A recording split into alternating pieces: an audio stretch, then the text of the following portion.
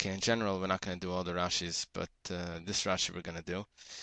This is the bottom Rashi on Chav Zayin Amud Aleph.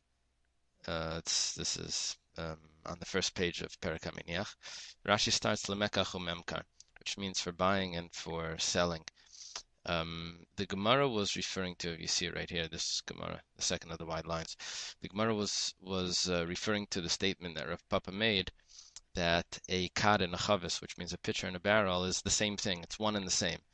So the Gemara says, what's the practical difference? Why did we go through that whole discussion of the Mishnayos bringing down, calling a container a kad and then calling it a chavis, the same container? We said, well, it's the same thing. And what's the practical difference? We said the difference would be lemekach hamemka, which means for buying or selling. So Rashi explains lemekach hamemka, for buying and selling. He says, shebiyad hamoicher, it's in the hands of the seller. Put in some translation over there. To give to him whichever one he wants. That means the person comes in and says, I want a barrel. He can give him either a barrel or a kad.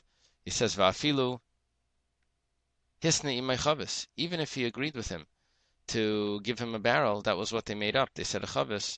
The mashma gedela, it sounds like a larger one. Chavis is the barrel. But noisin lekad, it's up to the meicher, which means the seller. The meicher is the seller, to give him the kad if he wants. Shehi ktana, which is a smaller one. And the reason for this is because it's really the same thing. Now, the Gemara is going to conclude that there's only a few people that actually think it's the same thing, or call it the same thing. Majority of people use the difference between a barrel and a pitcher in their language. But this meicher is going to be able to say that, well, I don't, and therefore it's up to me to, and therefore what I sold you is only a kad, even though I said it's a barrel. I don't make that distinction.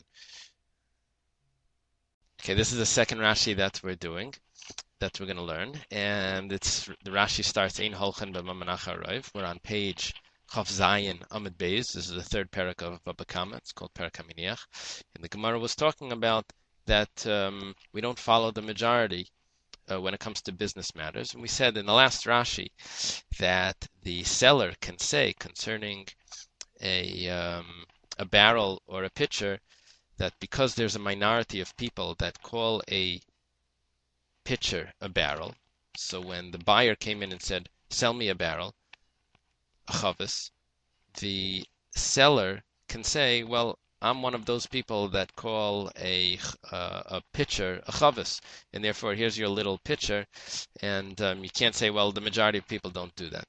It's called Ein Holchen b'Mamanach Harav. We don't follow the majority, and we'll read it inside. Ein Holchen b'Mamin. We don't follow concerning monetary matters. Achar Harav, after the majority.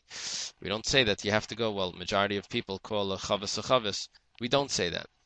Rather, he doesn't call it that, and therefore the sale was done. Rashi goes on to explain, Heicho, sometimes you have to ignore the dot in Rashi, and you read it as just one sentence. So if you would read this together, we would read, Ein holchen b'Mamanach harav. We don't follow concerning monetary matters the majority. Heicho, where? Because it's not a commentary. Rashi's like just adding in how to read it, how to understand it.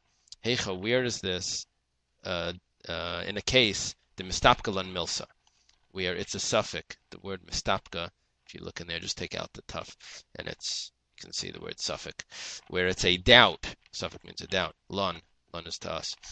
Milsa, the matter is a doubt to us, kegoin hacha. For example here, this was a case where we didn't know if he meant a kad or a chavis. He said a chavis. We don't know if he really meant a chavis. Maybe he meant he calls a kad a chavis. Okay, ukagain. Rashi brings here another example. This is l'kaman daf memvav. It's further on daf memvav, which means 46, on page 46.